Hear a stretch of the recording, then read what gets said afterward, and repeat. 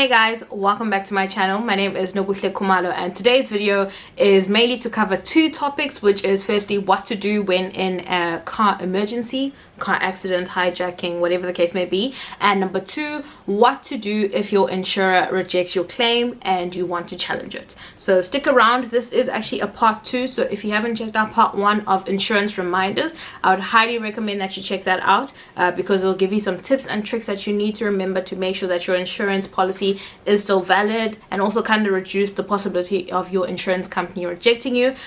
My name is Nobuhle Kumalo and I'm a personal finance creator. Some of the videos I've made include how to buy shares, top 10 affordable cars, how to file your taxes, side hustles, interviews, you name it, I've done it.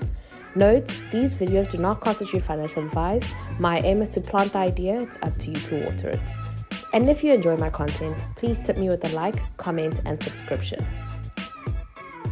So let's set the scene. Often when you buy your new car, congratulations, very rarely do we actually think about the worst case scenario of what might happen to make you actually trigger the use of your insurance policy, i.e. we do not think about what to do when in an emergency. So I recall a couple of months ago, I actually witnessed quite a horrific accident, and as someone who usually prides himself in being quite intelligent, I was very disappointed that my superpowers did not kick in because in that moment I did not know who to call. I remember getting out of my car, rushing over to the person who was hurt, and the first thing I wanted to do was cry because I was just like, oh my God, I am too young to be experiencing this. I am too young to actually even help. And then the second thing I wanted to do was call my parents because I was like, I don't know what to do, but my parents always know. So that would have been the wrong first call to make. So what happened is after the whole accident, I kind of reached out to my insurance company and I asked them, hey guys, so when someone is in an accident, like what are the appropriate steps that they need to take? And this is what my insurance company said. Remember, your insurance company might have different steps, so make sure that you do check with your policy or maybe just give them a ring and kind of ask them the same question. Obviously, no one is planning to have an accident, guys. I just want to put that as a disclaimer. I also want to touch wood because I'm not wishing this on any of you. However, as we've seen in schools and workplaces where they practice fire drills, or like in America when they do tornado drills, it's not saying we are hoping something happens, but in the unlikely or unfortunate circumstance that it does happen, it's better to be prepared than not. So stick around. I am actually going to give you some life tips that might help you save your life as well as your asset, your car. All right, cool. So my insurance company said if in an emergency I should follow the following steps. So there are three scenarios. The first scenario is if you have bumped someone or you have been bumped and the impact is not big, i.e. it's safe for you to drive, you need to actually get out of the vehicle, take a lot of pictures of your vehicle, of the other vehicle, take a picture of the actual person who bumped into you or that you bumped into, because you know sometimes you might forget what people look like. So take the picture, you'd rather have it and delete it. Take a picture of their car registration, take a picture of their ID, take a picture of their license, sorry, not ID, and also ask them where they stay. So get their home address, and if you want to, you can even get their work address, and also make sure you get their cell phone number because you're going to be in contact with this person. When you're getting a number, guys, make sure you call them on the spot to see that the number actually works, because sometimes people will give out false numbers hoping that you're not going to catch them, which is a bit silly because honestly, if their car registration is linked to their cell phone number, you can really easily find them. But just get the number. Cool. And also, guys, if said accident has been caused by something that has happened on the road, maybe the robots weren't working or there's some public works that hasn't been correctly labeled, just take a picture of that, because right now you are actually taking evidence to build your case. Your insurance company is going to be investigating this, and guys, we know insurance is in the business of making money, so they are more likely to reject your claim. However, the more support you provide them, the more evidence you have, the more likely you will be to get a successful claim. Then once you guys have exchanged details, you and the other person who was involved in the accident, you guys must drive together to the nearest police station to report what has happened. What happens is when you get to the police station, you guys will both write a statement, and then the cops will take it from there. Then you'll also receive a case number from the police. Once you have your case number, you actually take that case number and you submit it to your insurer, whether it's by calling them or via their app, and only then will your insurance company actually start to investigate. Guys, before I forget, please also make sure that you do ask the person you were involved in the incident with if they have insurance, and what insurance it is, because your insurer will probably ask you this.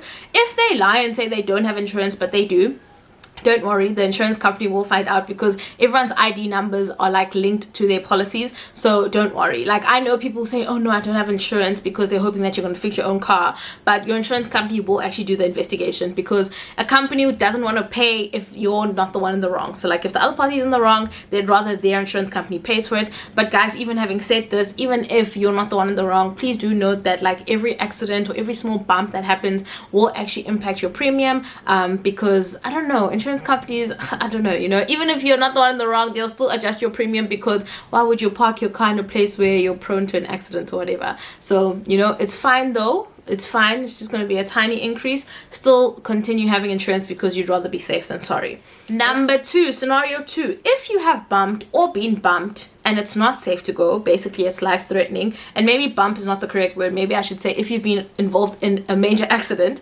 you need to call emergency services immediately. That is your first point of call. Call the ambulance. I actually had to research before this video, because I couldn't remember what the number was for an ambulance, because we all know cops is 10-111, and then with the ambulance is like, is it 911, is it, but actually it's 10-112. So 10-111, but instead of the 1 at the end, it's a 2. Or if you forget this, like me, just call the police 10-111 and then ask them to redirect you to emergency services. The cops do actually do this for you if you are in an emergency. Once you have reached out to your emergency services and the ambulance is on the way, then you can call the cops and actually report what has happened, so that the cops can also dispatch a couple of units to come to the scene of the accident to help you guys out. During this time, they will also actually dispatch traffic cops as well, especially if you're on a main road, because they need to help redirect traffic so that it's not clogged up.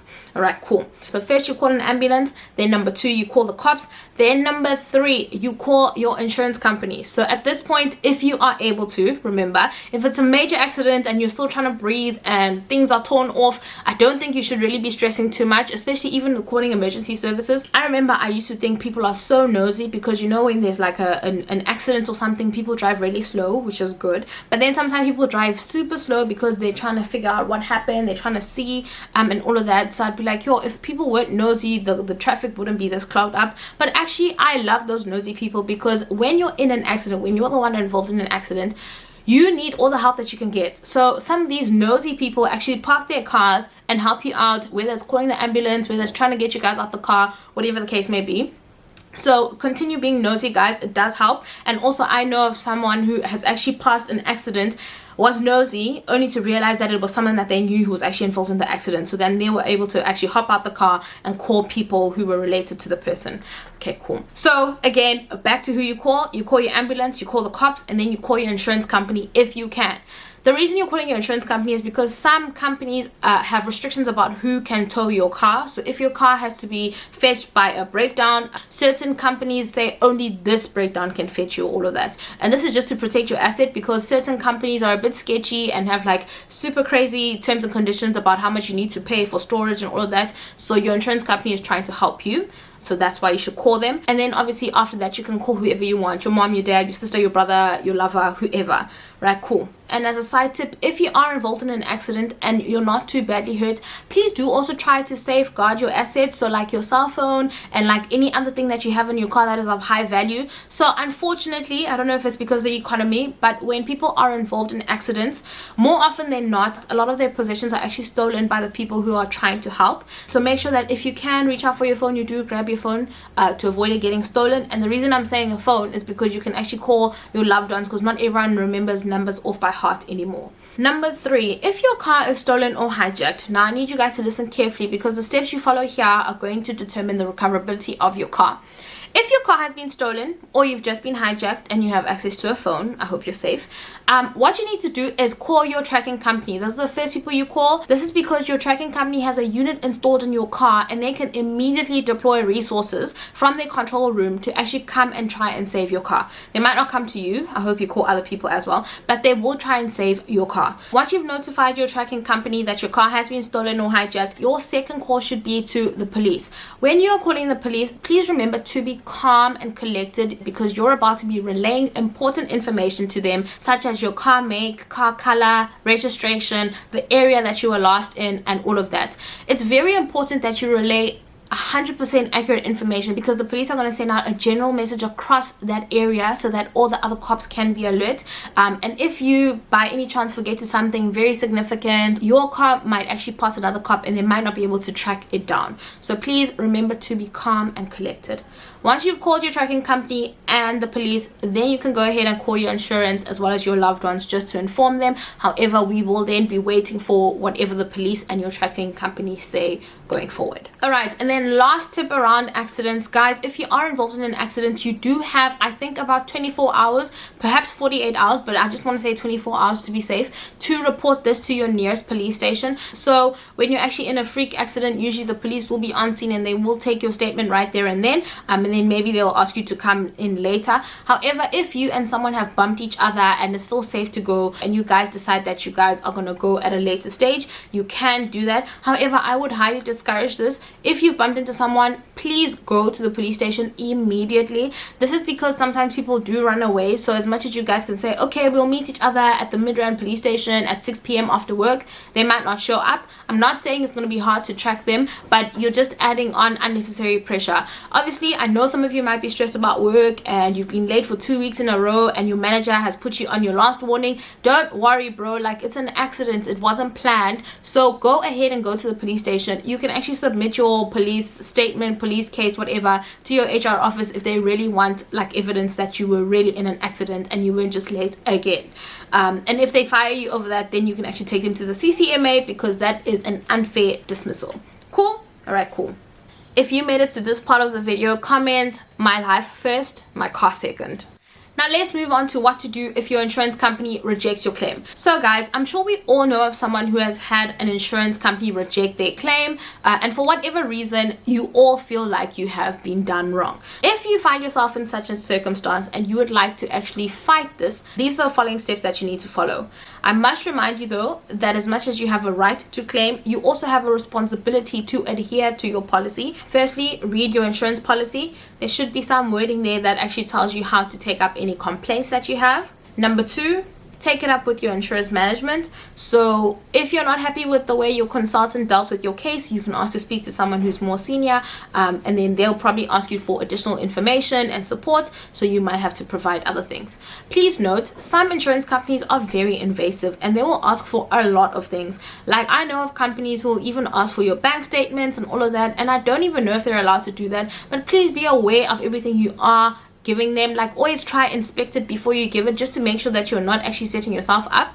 I know of companies who reject you if they see that you swiped at a liquor store on the same day, or if you swiped at a club establishment on the same day as your accident, because then they assume that, oh, you must have been drinking and driving, which I don't agree with, because just because I was at a club doesn't mean I was drinking. Sometimes you drink apple cider or lemonade the whole night, and also just because you were at like a liquor shop doesn't mean you drank the alcohol that day. But anyways, remember, insurance companies are trying to make money. Cool. If you're unhappy with how they've actually dealt with your case, like the senior management, you can always reach out to an ombudsman and then state your case. So an ombudsman, by definition, is an official appointed to investigate individuals' complaints against a company or organization, especially a public authority.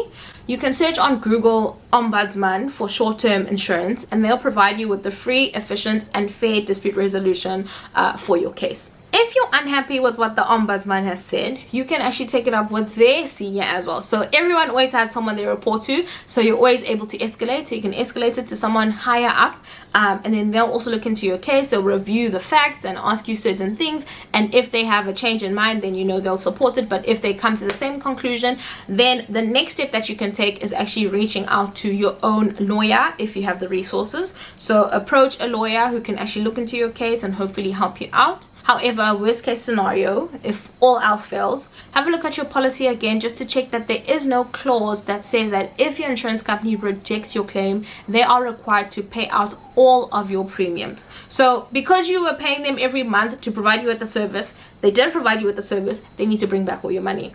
Some insurance companies do limit this, so they'll say we'll only pay out like 12 months maximum, whereas other companies you can actually claim your insurance premiums throughout the years, so forever and ever, amen. But do check your insurance policy wording for this, because it differs from company to company. If you've made it to this part of the video, please comment Thank you for the chat, friend. So I know that you guys remember that this is a conversation from one friend to another. Thank you so much for tuning in. I hope you have learned a thing or two. Please feel free to share this video with your friends, family, or loved ones. And I hope you all have a wonderful day further. My name is Nobuhle Khumalo, and it's been great. Bye. If you enjoyed this video, please tip me with a like, comment, and subscription.